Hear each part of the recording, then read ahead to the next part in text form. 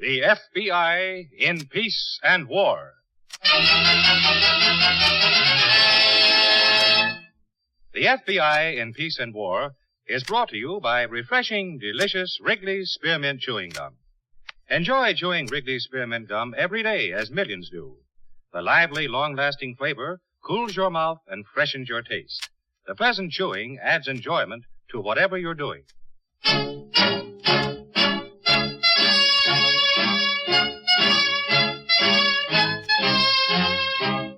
Another great story based on Frederick L. Collins' copyrighted book, The FBI in Peace and War. Drama, thrills, action. Tonight's story, Last Will and Testament.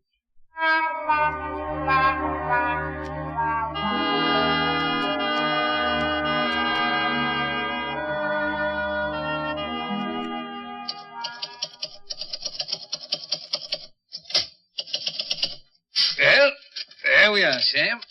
Last will and testament of Samuel P. Ritter, died July 9th, 1952. Ah, poor Sam. I sure do leave an awful lot of last wills and testaments, don't I? You sure do. It's a good thing I'm not superstitious. How many times did I die in 1952? 6, the way I counted.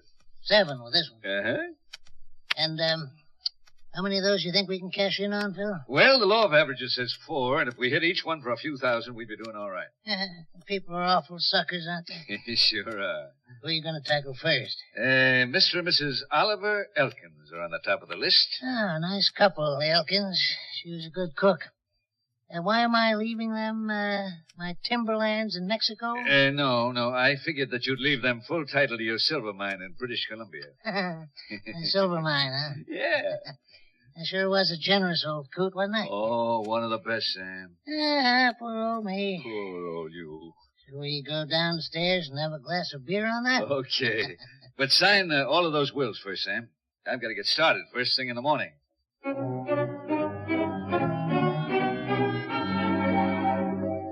There are many types of swindles described in the files of your FBI, ranging from quick, on-the-spot tricks to elaborate schemes that take a year or more to unfold. Two of the wiliest practitioners of the elaborate scheme were Sam Ritter and his partner, Philip Harrington. Their plan was clever and carefully worked out.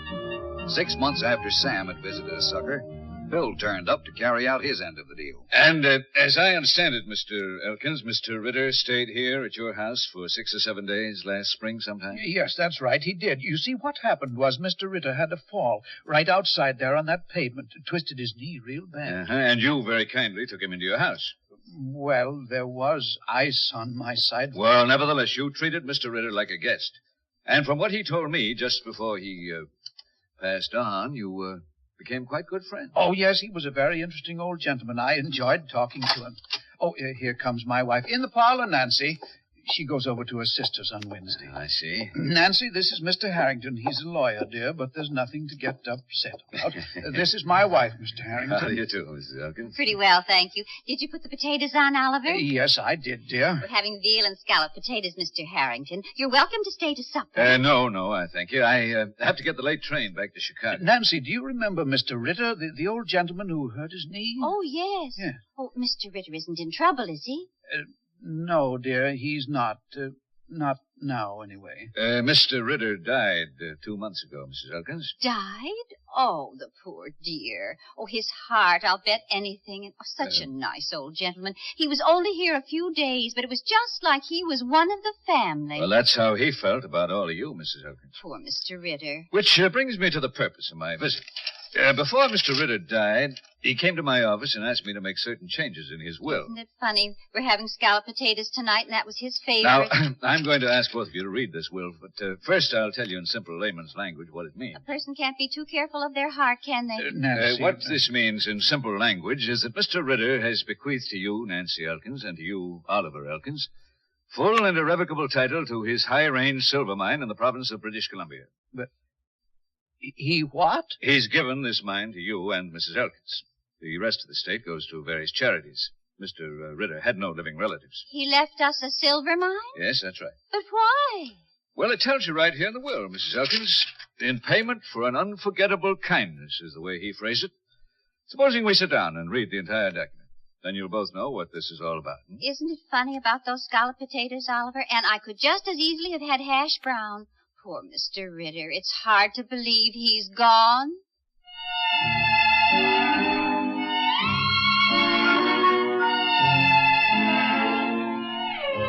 After Phil Harrington had displayed the bait, it was part of the technique to withdraw and let the victims eye the tempting morsel. A little better than half fell for the scheme. But as each sucker looked at the prospect of easy money, there were always a number of pertinent questions. Nancy, you asleep? No, dear. Me either. It's all that coffee we drank, I guess. I tried counting sheep, but I couldn't concentrate. No, me neither. Nancy, What, dear? should we take a chance on it? That's up to you, Oliver. Well, $4,000 or $5,000 is a lot of money. I know. Of course, we could take it out of the savings bank and then put it back when the dividends come in. Couldn't we? I guess so, but why does it cost so much, Oliver, just to get something that's supposed to belong to us anyway? Well, you see, it's up in Canada, Nancy. That's why. Mr. Harrington will have to go up there and spend a lot of time on legal things. It's not like it was right here in this country. No, I suppose it isn't. Of course, we could relinquish our title, like he said, and then it wouldn't cost us anything. Suppose we could. I mean, after all, we never did expect to own a silver mine. It's not like we're losing anything. No, it's not. And Mr. Harrington said that nobody can guarantee dividends even on a good property. I know. But it would be nice, wouldn't it? Especially if you didn't have to work so hard at the store. And we could travel a little, maybe? Yes, I'd like to travel. Yeah, so would I. $4,000 is a lot of money, Oliver. Of course, we would own the mine. Yes, we would. And there must be silver there, or how else could it be a silver mine? Oh, I guess that's right. We never have taken a flyer on anything, have we, Oliver? No, we haven't. Most people do, one time or another, don't they? I guess they do. But $4,000... Well, maybe we'd better go to sleep, Nancy. Yes, we'd better, or you won't be good for anything in the morning. Good night, dear. Good night, Oliver. Have a good sleep. Yes, I will. But I don't think I'd better have coffee before going to bed anymore. It's too stimulating.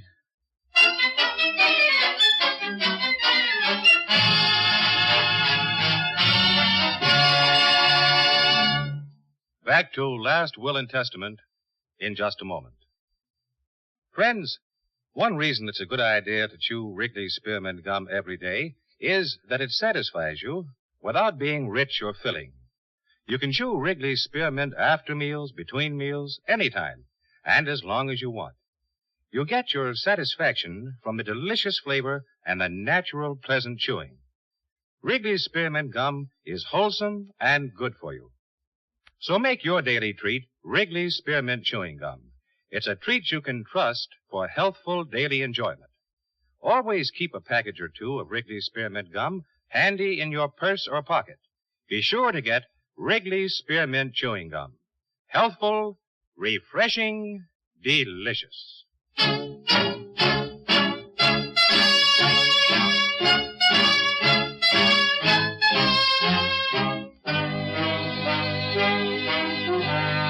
And now, Act Two of tonight's story, Last Will and Testament.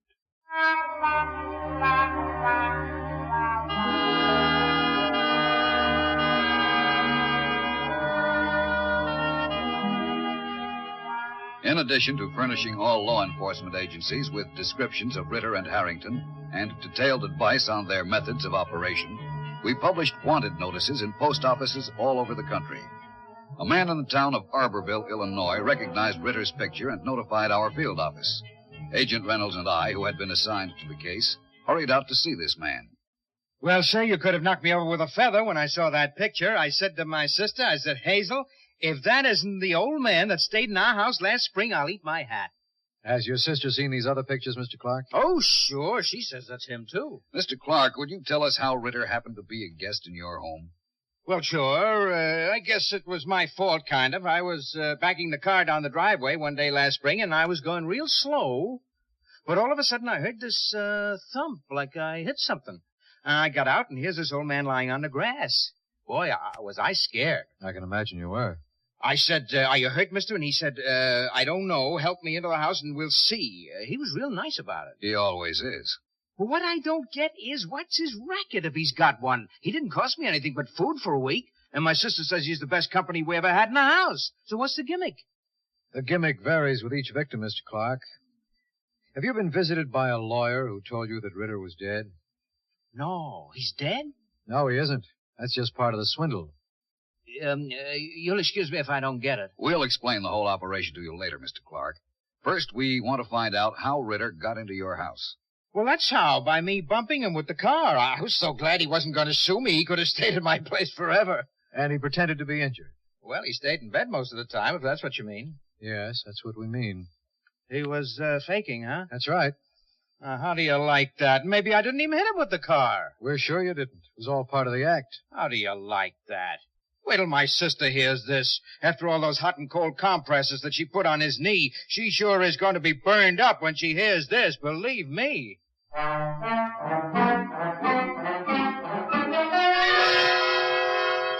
As our interview with Mr. Clark continued, we realized that this was the break we'd been waiting for. Clark had just been treated to half of the swindle, and it was only a question of time before Harrington showed up. We asked Clark to notify us immediately when this happened, and he agreed to cooperate. We hoped, of course, that nothing would go wrong with the second half of the swindle. Would that include everything, Oliver? $3,900? That's what Mr. Harrington said. It's not as much as we first figured, is it? No, not quite. And even if we took it out of the savings bank... Oliver, are you listening to me? Huh? You haven't heard a word I said. Oh, I'm sorry. I was just thinking about that book I read. Gee, Nancy, it must have been pretty exciting right after the Civil War when they found all that silver out in Colorado and Utah. You would like to own the mine, wouldn't you? I guess so, yes, but that money in the savings bank is for a rainy day. We did take some out when we went on that trip 3 years ago. Oh, so we did. Was that 3 years ago? No, wait, it wasn't. 4 years ago. October 48. 4? October 48, I remember. You mean we haven't taken a trip for 4 years? Guess not, Oliver. We sure are a couple of stick in the muds, aren't we? Looks like it. 4 years ago. Mm-hmm. Time certainly does get along, doesn't it? I guess it does. First thing you know, we'll be as old as Mr. Ritter was, and then we'll never know what happened. That's what I was thinking just this morning. Oliver, when Mr. Harrington calls tomorrow, let's tell him to go ahead. You think that's best? I do. Don't you? Yes, I do.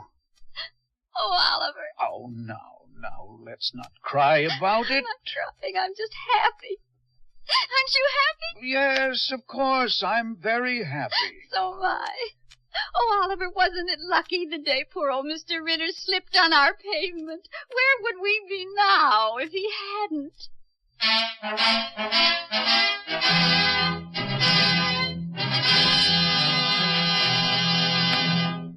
Back to Last Will and Testament in just a moment. Friends, when you chew Wrigley's Spearmint Gum, that good, delicious chewing just naturally helps to keep your mouth clean, fresh, and sweet. The natural chewing action helps to clean your teeth. The lively, refreshing flavor of Wrigley's Spearmint Chewing Gum sweetens your breath and gives your mouth a fresh, clean feeling. So you see, Wrigley's Spearmint Gum gives you more than chewing enjoyment and satisfaction. It's good, and it's good for you. Remember, too, Wrigley's Spearmint Gum is a long-lasting treat that satisfies you without being rich or filling. Get a few packages of Wrigley's Spearmint Gum next time you're at the store. Enjoy it often, every day, as millions of people do.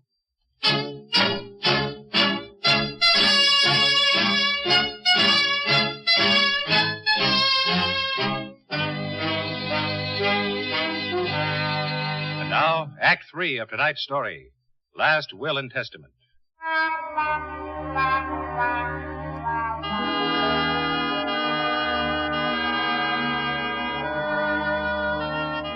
3 weeks after we had set up our plan with Mr. Clark, we received a phone call from his house notifying us that Philip Harrington had arrived on schedule. The call was made by Clark's sister, while Clark himself tried to keep Harrington busy in accordance with our instructions. You mean Mr. Ritter left? All of that to me? Yes, to you and your sister. 120,000 acres of virgin timber. Well, I don't know why he did it, frankly. Well, it's all there in the will, Mr. Clark. In payment for an unforgettable kindness is the way he phrased it. Well, what do you know about that? 120,000 acres. Say, where is this St. Felice? About 200 miles south of Mexico City. Mexico? Uh-huh. Naturally, there'll be a certain amount of legal maneuvering to get the will through the Mexican court. Yes, I imagine so. That could be sort of expensive, couldn't it? Oh, no, not particularly. 3,000 or 4,000 should cover it easily. Oh, but we can discuss that on my next visit, Mr. Clark. In the meantime, if you and your sister will read this... You're not going. Well, I'm afraid so. I have some other calls. But you can't go. I mean, wouldn't it be better if you explained all of this now so that we could understand? Mr. Clark, if I may say so, you've had a busy day. Even good news can be quite tiring. But I'm not tired, not a bit. Well, I'll be back, let's say, next week, this time. You're not going to go without a cup of coffee. I've already had 2 cups of coffee. We have more cake, plenty of it. Oh, thank you very much. I've got to be on my way. But just a second. What? Will you write down the name of that place where the timber is so as I'll know? All right, if you want. Yeah, just a second till I get a pen. I have one. I'll find some paper. Here's a piece. Oh, so it is. Yes. Yeah. There you are. St. Felice. Oh, is that the way you spell it? I thought it was P-H like in Phyllis. No, F as in fish. Well, goodbye, Miss Clark. It's been a pleasure talking to you. Is your sister... She's making some more coffee. If you'll... Oh, there's the front doorbell. Stay there just a second, please, Mr. Harrington. Well, hello, Mr. Reynolds. I thought you'd never get here. Come on in. Mr. Harrington was just about to leave. I'm glad you persuaded him to stay. I thought I wasn't going to make it, believe me. Mr. Harrington, I want you to meet Mr. Reynolds. Mr. Reynolds is an agent of the FBI. FBI? Uh-huh. You mean you were stalling? Uh-huh. And believe me, I didn't think I was going to make it. Well, you certainly have got your nerve, Clark. I think so. Will you and your sister come downtown with us, Mr. Clark? Be glad to. Clark, someday you'll be sorry you did this. I'm sorry now. I just lost 120,000 acres of virgin timber, didn't I?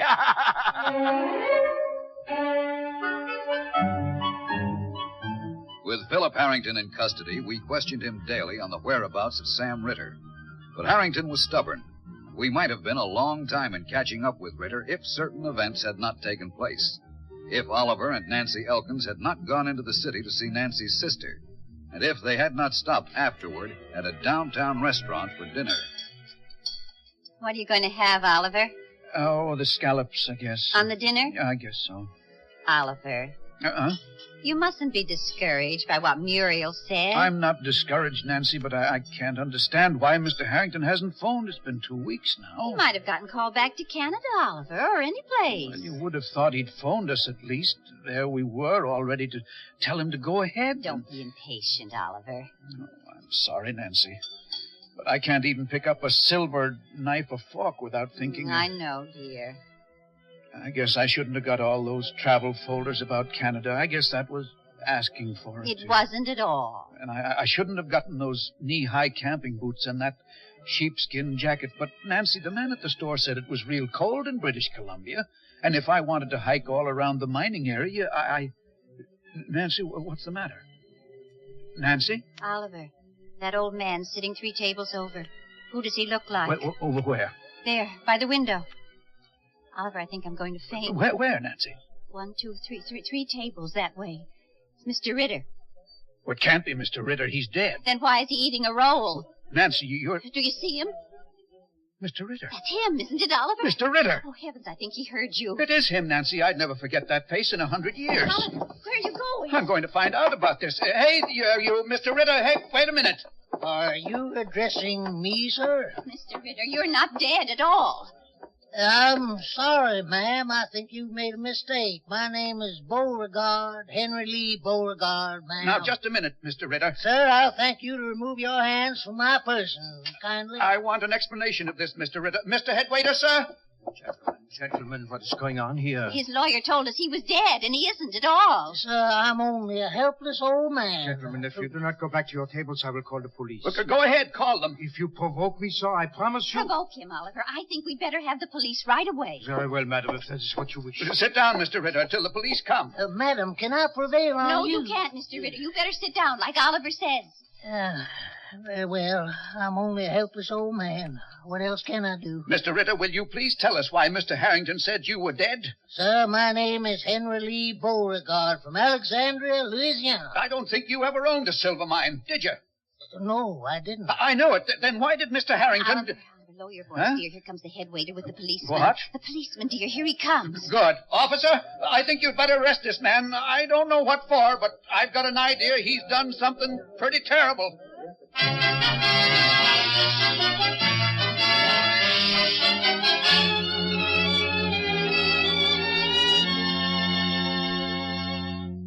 It was soon obvious what Sam Ritter had done, and presently he was charged with fraud, as was Harrington. Both men, impressed with the evidence against them, pleaded guilty and were sentenced to 3 years in prison. For the present, Philip Harrington has finished his last will and testament.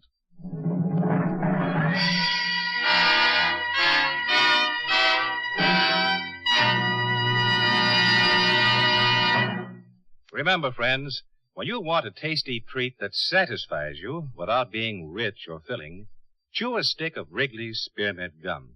There's lots of delicious, long-lasting flavor in a stick of Wrigley's Spearmint Gum, real taste enjoyment. And besides, you get satisfaction from the pleasant chewing. It gives you comfort, helps relieve tension, and helps to tide you over till mealtime. So do what millions do. Keep Wrigley's Spearmint Chewing Gum handy and enjoy it every day. You can enjoy it as often as you want because you know it's good and good for you. Inexpensive, too. Be sure to get Wrigley's Spearmint Chewing Gum. Healthful, refreshing, delicious.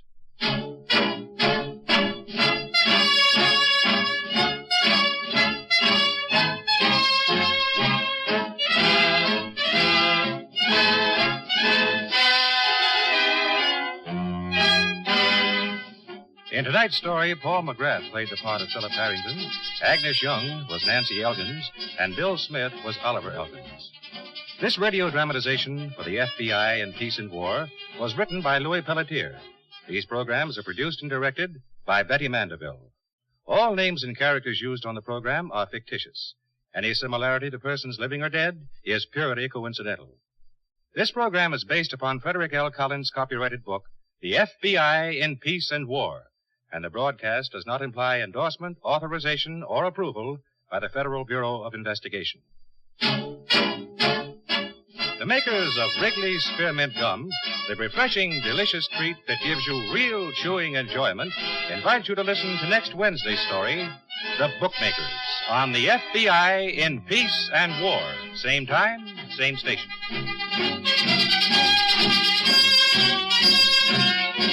This is the CBS Radio Network. Here's how to take the handcuffs off your car's engine power. Simply use 2 tankfuls of Shell Premium Gasoline with TCP. You'll unleash up to 15% more power before you finish tankful number 2. And that's because the TCP additive in Shell Premium